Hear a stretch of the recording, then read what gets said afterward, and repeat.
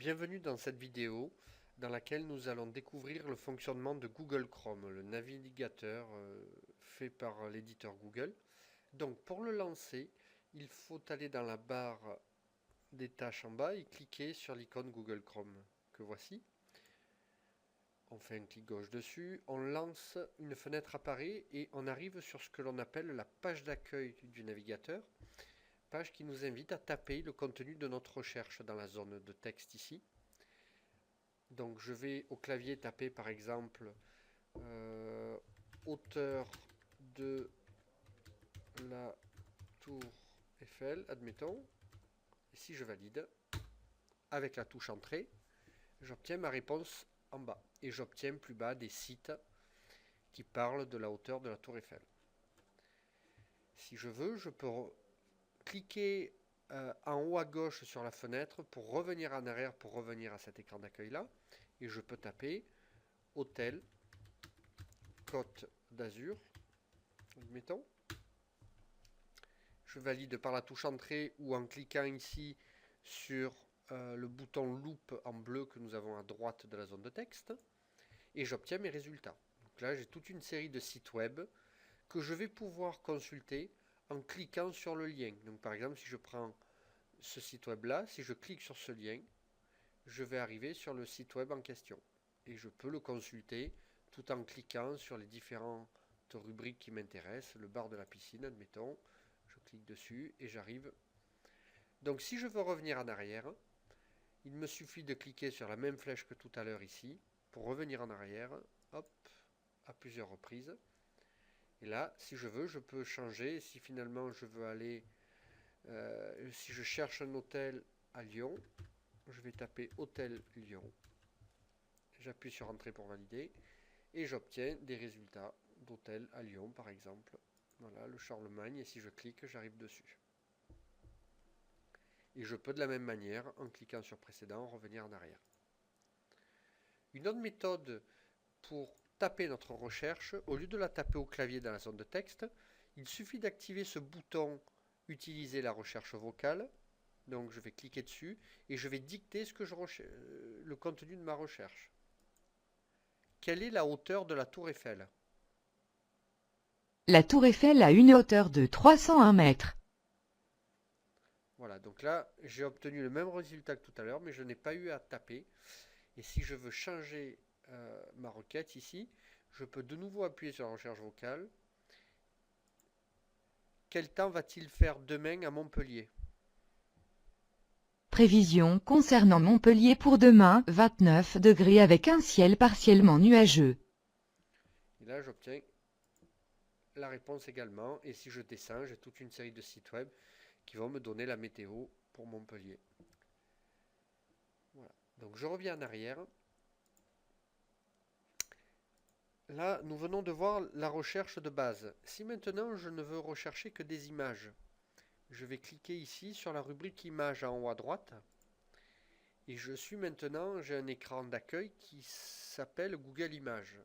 Et là, de la même manière, je vais pouvoir taper le type d'image que je recherche dans la zone de texte ou bien le dicter. Par exemple, si je veux des photos de papillons, je vais cliquer ici sur papillons et j'obtiens des images de papillons. Et je peux descendre, il y en a des milliers. Si je souhaite affiner un peu la recherche, je vais pouvoir cliquer ici sur outils de recherche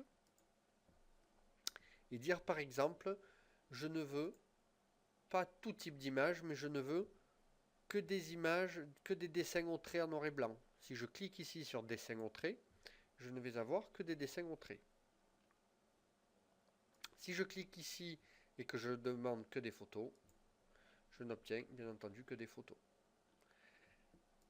Et si je veux annuler ce filtre-là, je clique sur tous les types et je reviens à mon résultat initial. Si je souhaite n'avoir que des images avec une dominante jaune, par exemple, je clique sur outils de recherche, je clique sur le filtre couleur et je vais cliquer sur jaune. Et là, on obtient uniquement des images qui contiennent de la couleur jaune. Si je choisis par exemple une autre couleur, rose, on voit bien que on n'a que des images avec de la couleur rose. Voilà pour la recherche d'images. Maintenant, on va voir, je vais revenir au début. Voilà, on fait précédent toujours avec la fenêtre, la flèche en haut à gauche.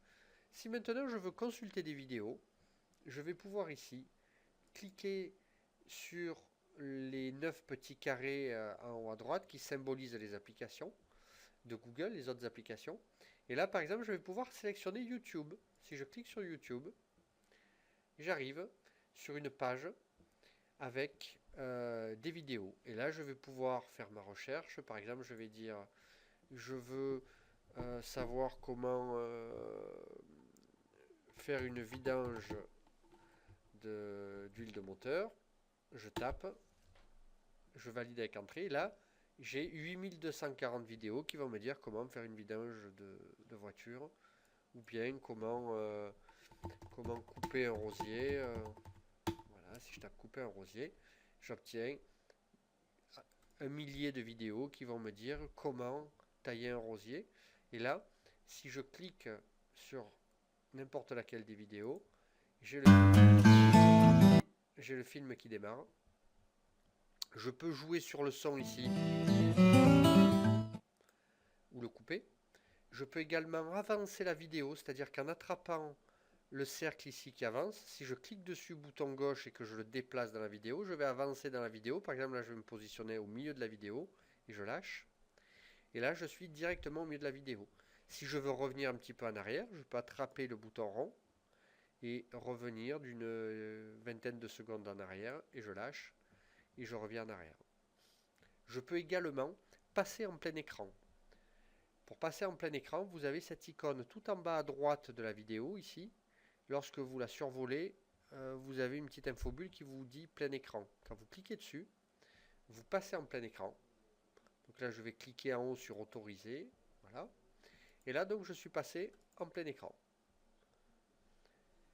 Et j'ai toujours la possibilité d'avancer ou de reculer dans ma vidéo. Je peux toujours jouer ici en bas au niveau du son. Un œil, c'est quoi?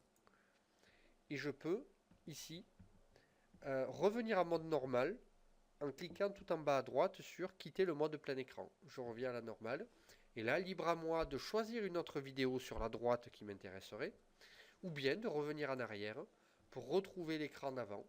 Et pourquoi pas revenir encore en arrière ou changer ma requête ici. Je ne veux pas plus voir comment on coupe un rosier, mais je veux voir la dernière émission de Star Academy. Je tape Star Academy, voilà. Et là, j'obtiens des émissions de télévision ou autre. Très bien. On va maintenant... On peut également revenir, accéder aux applications en cliquant ici en haut à gauche, en dessous de la flèche. Je peux cliquer sur applications. Et là, j'ai les applications. Par exemple, le fameux YouTube ou d'autres que l'on n'a pas encore découvert. Mais ici, donc, vous voyez, j'ai bien recherche Google. Si je l'active, je retrouve ma page de recherche Google qui est ma page d'accueil.